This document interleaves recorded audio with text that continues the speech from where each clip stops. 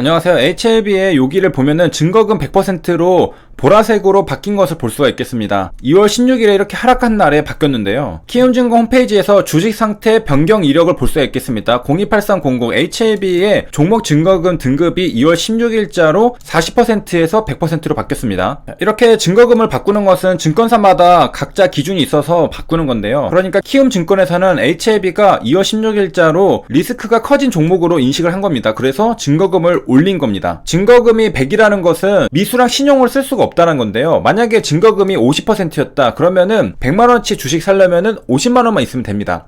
그런데 증거금이 100이면은 100만원치 주식 살려면은 100만원이 있어야 된다는 뜻이죠. 우리가 HTS에서 미수, 신용을 쓴다는 것은 증권사로부터 돈을 빌리는 겁니다. 증권사 입장에서 만약에 돈을 빌려줬는데 못 받을 것 같다 그러면은 증거금을 올리게 되는 것입니다. 물론 이것은 증권사의 판단이죠. 일종의 증권사 나름대로의 리스크 관리입니다. 2020년 7월 23일에 보면은 사상 최대 B2라는 기사가 나왔는데 증권사가 한도가 찼다. 그래서 증거금률을 인상했다는 기사를 볼 수가 있는데요. 개인 투자자들이 빚을 내서 주식 투자를 하다 보니까 증권사들로부터 돈을 빌려서 매매하는 신용 매매도 많이 증가를 했습니다. 자, 그러다 보니까 증권사 입장에서는 개미들이 너무 많이 돈을 빌려서 매매를 하다 보니까 내가 나중에 돌려받지도 못할 수도 있다는 생각을 했겠죠. 그렇기 때문에 증거금률을 올렸습니다. 그게 바로 이제 리스크 관리에 나선 건데, 한마디로 주식 매수를 하기 위해서는 현금을 더 들고 와야지 내가 대출을 해주겠다. 자, 그럼 도대체 얼마나 증가를 했길래 그럴까? 이게 지금 7월달이거든요. 3월달에부터 7월달, 그러니까 대략 4달 만에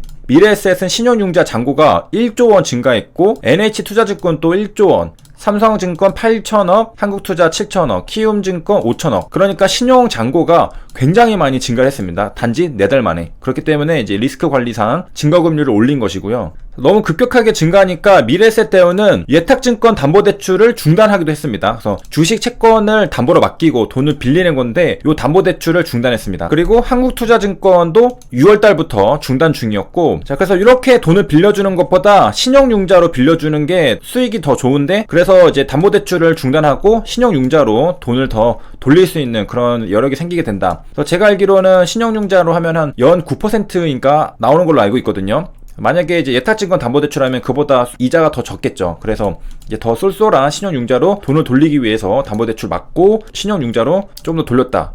물론 위탁 증거금률은 이제 상향 조정했습니다. 자, 그래서 이제 아마 한국에서 가장 안전한 주식이라고 여겨질 수 있는 삼성전자도 위탁 증거금률이 20에서 50%로 올라간 것을 또 확인할 수 있습니다. 이 당시가 B2가 엄청 활성화되어 있던 작년 7월 달이고요. 우리가 직관적으로 이해하기 쉽게 대형 증권사 곡간마저 말랐다, 이렇게 기사가 나온 것도 있습니다. 그러니까 증권사가 개인 투자자들한테 돈을 빌려주는 거잖아요. 신용이랑 미수를 쓸 때. 근데 그게 한도까지 차올랐기 때문에 곡간이 말랐다. 왜냐? 사상 최대 B2였기 때문에. 그래서 역시 이제 KB증권도 마찬가지로 다른 뭐 주식 펀드 ELS의 예탁증권 담보대출이 일시 중단된다. 그래서 KB증권도 담보대출을 막았고, 삼성증권은 신용거래랑 증권담보대출 모두 다 막았습니다. 자, 그래서 정리를 하면은 증권사는 신용 미수를 제공할 때 나름대로 리스크 관리를 한다. 그 방법으로는 증거금률을 높이는 것이 있는데, 작년 7월 달에는 개인 투자자의 B2로 증권사가 자금 소진이 돼가지고 리스크 관리상 담보대출은 막고 증거금리는 높였다는 것을 살펴봤고요. 이번에 216 대 HLB 대의 증거금률이 40%에서 100%로 올라갔는데, 이것은 키움증권에서 나름대로 리스크 관리를 한 것이라고 볼 수가 있겠는데요. 그러니까 신용 미수로 돈을 빌려줬다가 혹시나 못 받을까봐 올렸다라는 건데, 보통 이제 시장에서 거래될 때 여기 증거금 100 이렇게 적혀 있으면은 일단은 굉장히 부정적인 시그널로 여겨지게 됩니다. 보통 이제 관리 종목들이 이렇게 뭐 이런 것들, 흔히 이런 말들 많이 있잖아요. 증거금 100 종목은 건드리지 말라. 그렇기 때문에 마치 이제 격언처럼 내려오기 때문에 사람들이 딱 봤을 때는 증거금 100이네, 뭔가 위험해 보인다, 이렇게 생각할 수가 있겠습니다. 자, 근데 이거는 이제 키움증권에서 이렇게 판단한 것이고, 시장에서 그 서원 오보 이슈가 또 돌고 있습니다. 여기 가장 많이 본 뉴스에 보면은 뭐 이제 비트코인, 파월, 테슬라 이런 것들 다 제치고 서원이 가장 위로 올라왔습니다. 왜냐면은 이게 오보이기 때문인데, 요 기사 제목이 서원 상장 폐지 사유 발생이라고 적혀 있는데요. 막상 서원의 공시를 가보면은 없습니다.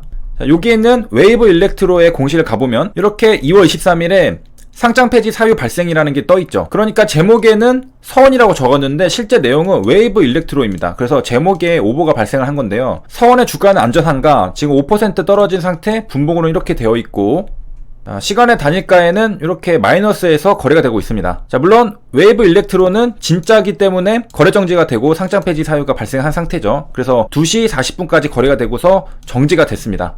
여기 보면은 분홍색으로 거래 정지라고 적혀있죠. 그리고 증거금 100% 적혀있는 것도 볼 수 있는데, 이렇게 우아향하는 종목은 문제가 뭔가 있는 겁니다. 그렇기 때문에 결국에는 이제 거래 정지가 됐고, 자, 그래서 이제 애꿎은 오보로 인해서 서원의 주주들이 피해를 보게 되었습니다. 웨이브 일렉트로는 어떤 이슈들이 있는가 보면은 2월 23일에 이제 공시가 나왔죠.